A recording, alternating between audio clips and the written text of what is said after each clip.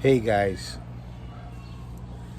well, I wanted to tell a story about Tommy Karate today.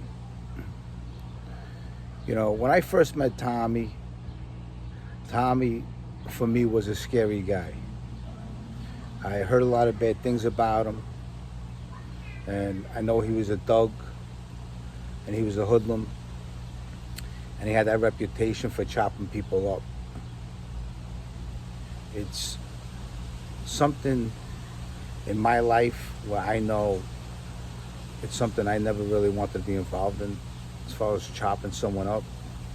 I never want to experience that ever in my life. And when I heard stories about him and I got to know him a little at a time, he was a very dangerous guy and someone where you really don't want to spend time in his company. But the little time I did spend in his company, I can tell you this, he was also comical in certain ways. For example, I'm going to give you a story of a Sunday stickball game where every Sunday stickball would be played in 200 Park, and Georgie Conte and Tommy Karate were on opposite teams. Now, Paulie G used to play, John Padone used to play, all the guys from the neighborhood used to play stickball. The guys from Bay23rd, the guys along Bath Avenue, and in other neighborhoods. Always got together and played stickball, and always football games, for sure. And this particular day, Tommy comes in. I'm there with John Padone, Paulie G, a couple other guys that are playing stickball. And he comes up to me with Paulie G, and he says, Jimmy, he says, watch these moves. And he's coming at me with his feet and his legs.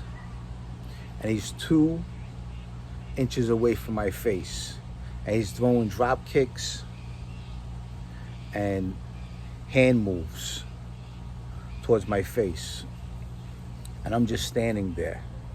And I know this guy's crazy. And I'm just like smiling as he's doing it. And then he taps me on the shoulder. He says, you're not afraid of nothing, huh? I said, yeah, I'm afraid of a couple of things. I'm afraid of you, I told him.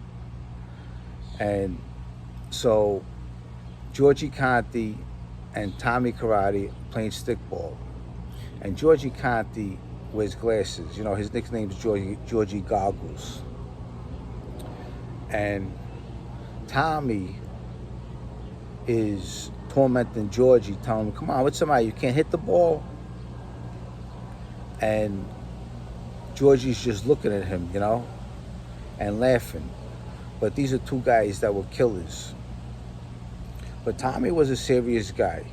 He was friendly.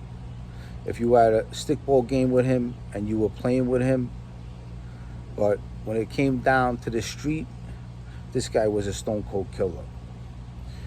I remember him with his black leather jacket on, pair of black pants, black shoes, hair always slicked back, scary guy. Never even had a parking ticket. That's how clever and sharp he was. But I heard a lot of stories about him through Paulie G, a couple articles he made me read for him personally when he used to come in to Tiamo and he would kill somebody the day before or the night before, and he'd come in and say, read me this article. And I would just read him the article, and I know it was him who did this murder, whether it was a day ago or 2 days ago, because that's how he was. He always bragged about when he killed somebody. But those are my interactions with Tommy Karate. Paulie G was more closer to Tommy than I was. And he made Paulie G into this monster kid who really wanted to be a gangster and guided him very wrongly. So, in the aftermath of everything that happened, you can tell nothing good came out of this. Whether it's prison time, Paulie G was murdered by his friends. Who cooperated? Who else was murdered in the neighborhood? Who Paulie G murdered? It's a lot of, you love somebody, but you also look back and say, you know what, certain things we were doing were not the right things. But living in that neighborhood, that's how it was. It was like normal.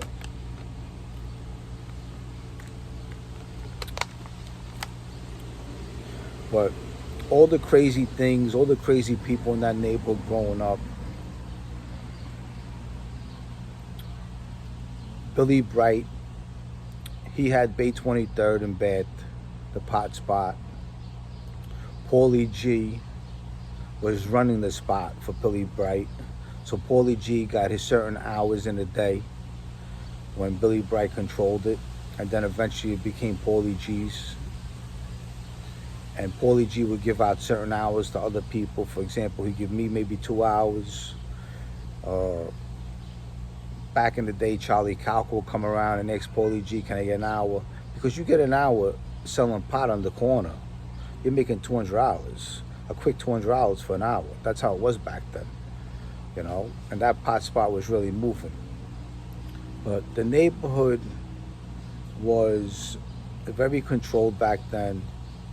And all kinds of guys from all kinds of crews were always in the neighborhood. And when you had the badge and you were straightened out and you were a wise guy, you did get the respect. And it was just a time growing up.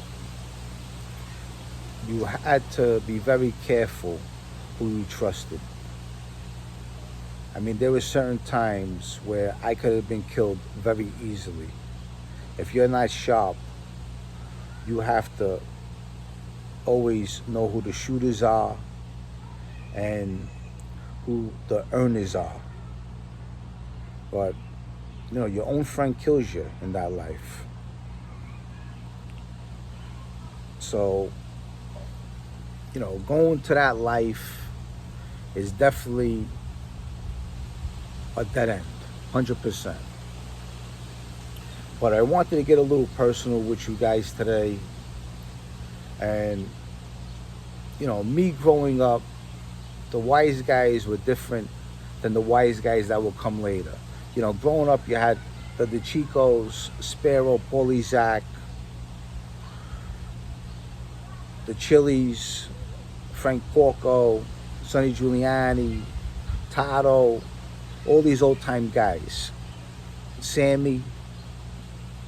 And then, as time went on, then you had other new guys coming up. Guys like Georgie Sapola, Georgie Conte, Tommy Karate. These guys are all killers, where they started killing people for nothing. I mean, it was pretty insane, growing up in the 80s and the 90s. You had a guy like Gas Pipe, for example, who was running a family. This guy was out of his mind.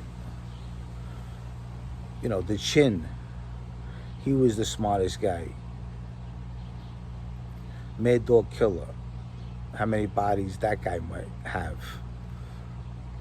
And growing up back then, it was an awesome time, and you're never gonna see it again. Playing stoop ball, playing pitching quarters, Coco Livio, a whole bunch of things, Skelsey, just walking down to the park, hanging out, jumping off of trees, climbing rooftops. But those are the times I look back and I have nice memories, and I'm happy I can share it with you guys. Now, even when I was away doing prison time, those moments and times, no matter how crazy it sounds, I actually had some good times in prison. I mean, not all the times were bad times, but it's really the time you make of doing your time.